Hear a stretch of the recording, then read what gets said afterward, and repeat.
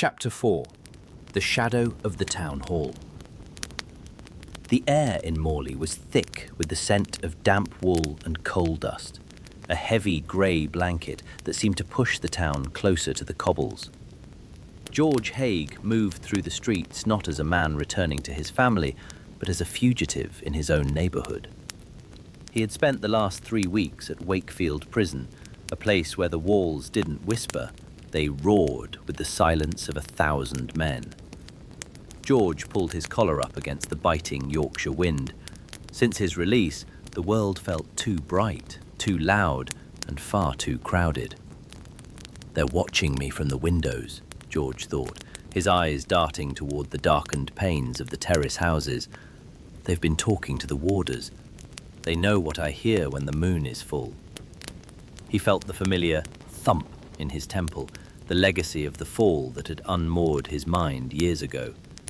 Every few yards he stopped, convinced he heard footsteps behind him. He leaned his head against a soot-stained brick wall, the cold stone biting into his skin. They're coming, don't let them take me," he whispered to the shadows. The neighbours, peering through lace curtains, saw a madman when in drink, but George was sober now, and the clarity was more terrifying than the haze of ale. He was a man out of time, a miner who had forgotten the rhythm of the sun. Inside number 19 Cambridge Street, Mary was waiting. She sat by the hearth, her worsted spinner's fingers moving rhythmically even in the absence of a wheel. She heard the scrape of his boot on the step, a sound she had lived with for nearly 35 years. George entered, slamming the door and sliding the bolt home with a finality that made the dishes rattle. He didn't look at her. He went straight to the window, peering out through a crack in the curtains. "The kettle's on, George," Mary said, her voice a fragile bridge across the tension. "I can snuff them all out," George muttered, his back to her. "I could take out all their hearts and eat them, and nobody would know." Mary froze. The words were not the empty threats of a drunkard. They were delivered with a chilling, hollow conviction that made her blood run cold. She looked at the heavy iron poker resting by the fire, then back at the man she had married at Hunslet St. Jude when they were both full of hope. "Is this the same George?" Mary wondered, her internal voice a desperate plea. "The man who signed his mark while I signed my name. This is a shell. A ghost trapped in a miner's frame." The house felt smaller than it had that morning. The walls seemed to be leaning in, suffocating her. Up in the rooms above, her children, Sam, Anne, and young George, slept in an uneasy peace, unaware that the wolf was back in the parlour.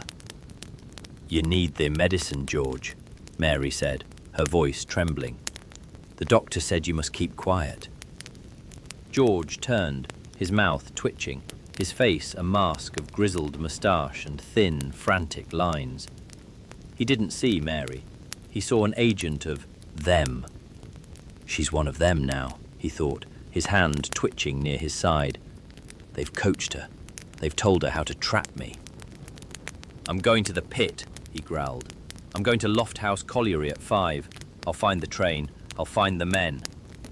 But even as he spoke, his eyes remained fixed on the shadow cast by the town hall looming over the street, a reminder of the law, the prison, and the inevitable end of the thread.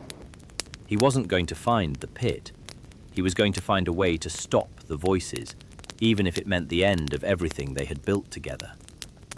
Mary watched him, a single tear carving a clean path through the mill dust on her cheek. The shadow of the town hall was long, and it was growing darker by the hour.